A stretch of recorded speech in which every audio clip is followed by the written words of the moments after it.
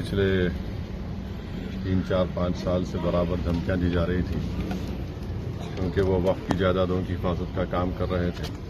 Arrest होना है, custody लेना है।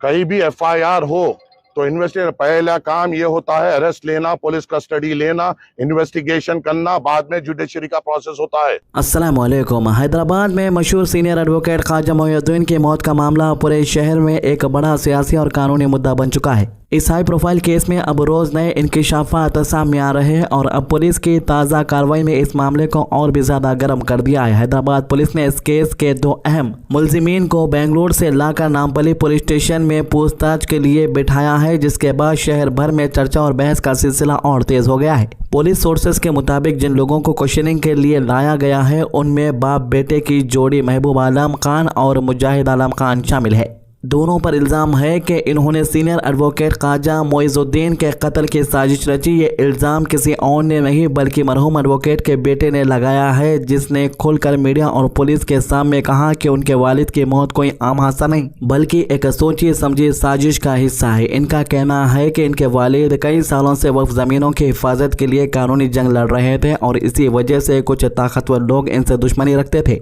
मरहूम एडवोकेट के बेटे ने महमूद आलम खान और मुजाहिद आलम खान को लाइन ग्राबर्स करार देते हुए इल्ज़ाम लगाया कि उन लोगों ने वह प्रॉपर्टीज़ पर कब्जा करने की कोशिश की और ख्वाजा मोइनुद्दीन इनके खिलाफ कोर्ट में केसेस लड़ रहे थे। बेटे का कहना था कि उनके वालिद कभी भी दबाव में नहीं आए और हमेशा सच और इंसाफ के लिए खड़े रहे, इसी वजह से उनको लगातार धमकियां मिल रही थी। फैमिली का दावा है कि इन धमकियों की इन्फॉर्मेशन कई मरतबा अथॉरिटीज़ को भी दी गई थी, लेकिन उस हिसाब से सिक्योरिटी एक्शन नहीं लिया गया। Inside, cross-legged in AC, and they have not been arrested. I'm not blaming the police. I thank the police that they have taken, they brought them from Karnataka or Bangalore or somewhere in the border districts, and they brought them and put them inside in the police station. But they have not been arrested till now. Any other normal criminal or a normal accused would not have been given this kind of a treatment. That is my complaint, and that is my protest with the police. They have arrested. I thank them. That is the duty which they have done. But they should have taken them in immediate custody. Accused number 1, Mujahid Alam Khan and Mahbub Alam Khan, both are sitting inside without being taken in remand, without being taken in custody. ये पूरा मामला उस वक्त और ज्यादा shocking बन गया जब मई 23 तारीख को ख्वाजा मोइनुद्दीन अपने घर के बाहर अपनी कार में बैठने जा रहे थे कि अचानक एक SUV गाड़ी ने उनको जोरदार टक्कर मार दी। आई विटनेसेस के मुताबिक टक्कर इतनी खतरनाक थी कि एडवोकेट जमीन पर गिर पड़े और गंभीर तौर पर जख्मी हो गए। उनको फौरन हॉस्पिटल ले जाया गया, जहां डॉक्टर्स ने उनकी जान बचाने की पूरी कोशिश की, लेकिन इलाज के दौरान वो इंतकाल कर गए।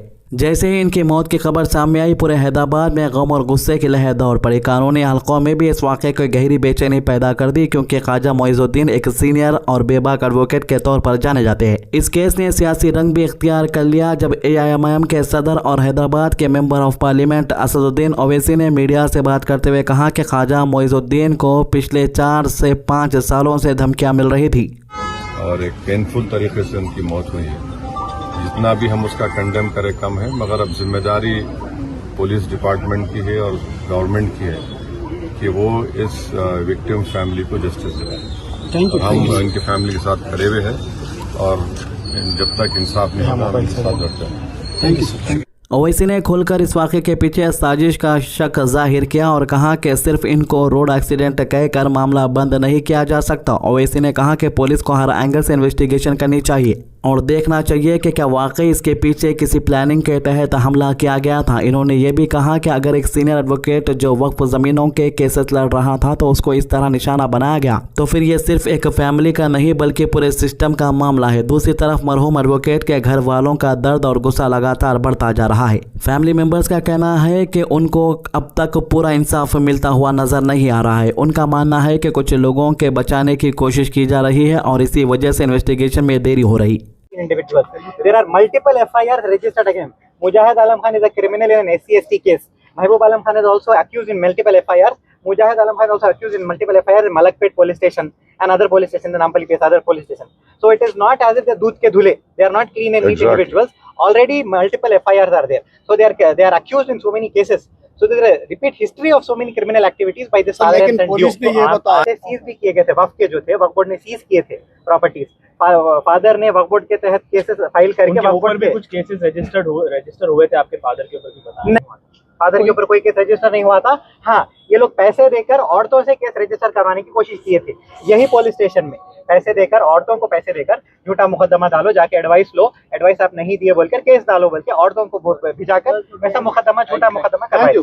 इसी नाराजगी के चलते आबिर्स पुलिस स्टेशन के बाहर जोरदार एहतजाज भी देखा गया, जहां AIMM MLA माजिद हुसैन मरहूम एडवोकेट के घर वालों के साथ पुलिस स्टेशन पहुंचे और पुलिस से सख्त सवाल किया। एहतजाज के दौरान नारेबाजी हुई और लोगों ने डिमांड किया कि तमाम मुलजिमीन को फौरन गिरफ्तार किया जाए और केस की इन्वेस्टिगेशन ट्रांसपेरेंट तरीके से की जाए।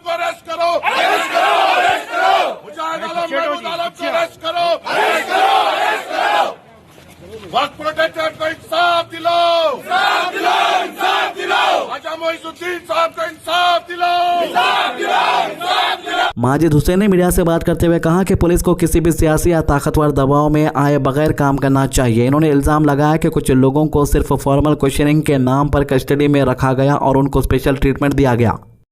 होना है, कस्टडी लेना है, कहीं भी FIR हो तो इन्वेस्टिगेशन, पहला काम ये होता है अरेस्ट लेना, पुलिस कस्टडी लेना, इन्वेस्टिगेशन करना, बाद में जुडिशरी का प्रोसेस होता है। पुलिस का वो अख्तियार नहीं है, जब फैमिली 2 का नाम खुलकर बोल रही है तो पुलिस का वो अख्तियारात ही नहीं है कि वो पुलिस स्टेशन में बैठकर क्लीन चिट दे, कोई उनका ताकत ही नहीं है। उनको फौरी तौर पर अरेस्ट बताए, पुलिस कस्टडी ले, इंटरोगेशन करे, जिस तरीके से मर्डर एक्यूज का इंटरोगेशन होता है उस तरीके से करे, सच को बाहर लाए और फैमिली को इंसाफ दिलाए, यही हमारा मुतालबा है। इन्होंने कहा कि अगर किसी आम गरीब आदमी पर ऐसे इल्जाम होते तो पुलिस का रवैया बिल्कुल अलग होता। इनका कहना था कि कानून सबके लिए एक जैसा होना चाहिए और जो भी इस कत्ल की साजिश में शामिल है उसको सख्त सजा मिलनी चाहिए। पुलिस ऑफिशियल्स ने एहतजाज करने वालों को यकीन दिलाया कि इन्वेस्टिगेशन पूरी तेजी के साथ चल रहा है और एविडेंस की बुनियाद पर एक्शन लिया जाएगा। पुलिस का कहना है कि हर पहलू की गहराई से जांच की जा रही है और जो भी हकीकत होगी वही बहुत जल्द आवाम के सामने लाई जाएगी। फिलहाल महबूब आलम खान और मुजाहिद आलम खान से नामपल्ली पुलिस स्टेशन में लगातार पूछताछ की जा रही है और पुलिस इनके लिंक्स, कॉल और बैकग्राउंड को भी चेक कर रहे हैं ताकि ये पता चल सके कि वाकई ये एक प्लान मर्डर था या कोई और एंगल भी है इसके पीछे। हैदराबाद में कल से हर तरफ इसी केस की चर्चा चल रही है, चाहे शादी खाने रहो या चबूतरे रहो या होटल रहो, गरम चाय के साथ, खाने के साथ या गरम चबूतरों के साथ, बस यही डिस्कशन चल रहा है। सोशल मीडिया पर भी लोग इंसाफ की डिमांड कर रहे हैं और कई लोगों का कहना है कि अगर वक्त पर धमकियों को सीरियस लिया जाता तो शायद आज ख्वाजा मोइजुद्दीन जिंदा होते। और सबसे बड़ी हैरानी की बात यह है कि एक एडवोकेट खुद पुलिस वालों को यह कहता रहा कि मुझे जान की धमकियां मिल रही है, तो पुलिस वाले या सिक्योरिटी कुछ अरेंज नहीं कर सके। लेकिन अब मौत होने के बाद एक बात तो साफ हो चुकी है कि फॉर एग्जांपल कोई आम इंसान जाके पुलिस स्टेशन में ये कह दे कि मुझे जान से मारने की धमकी मिली है, तो फिर पुलिस वाले यही कहेंगे कि भाई धमकी मिली है, हमारे जब देखा जाएगा। कानूनी एक्सपर्ट्स का भी मानना है कि इस केस की ट्रांसपेरेंट इन्वेस्टिगेशन बहुत जरूरी है, क्योंकि ये सिर्फ एक शख्स का कत्ल का मामला नहीं बल्कि वक्त, प्रॉपर्टीज और कानूनी सिस्टम से जुड़ा एक बड़ा मुद्दा बन चुका है। अब पूरे शहर की नजरें हैदराबाद पुलिस की अगली कार्रवाई पर टिकी हुई है और लोग इंतजार कर रहे हैं कि आखिर इस हाई प्रोफाइल केस में और कौन से बड़े नाम सामने आते हैं। क्या ये वाकई एक सोची समझी साजिश थी या फिर इस मामले में और भी राज छुपे हुए हैं? इसका फैसला अब पुलिस इन्वेस्टिगेशन और आने वाले सबूत ही करेंगे। फिलहाल हैदराबाद का माहौल गर्म है, अवाम में बेचैनी है और हर जुबान पर सिर्फ एक ही सवाल है, सीनियर एडवोकेट ख्वाजा मोइजुद्दीन को इंसाफ कब मिलेगा? तो ये थी इस मामले की अभी तक की अपडेट। हमारे चैनल को सब्सक्राइब कीजिए, वीडियोस को ज्यादा से ज्यादा शेयर कीजिए। अल्लाह हाफिज।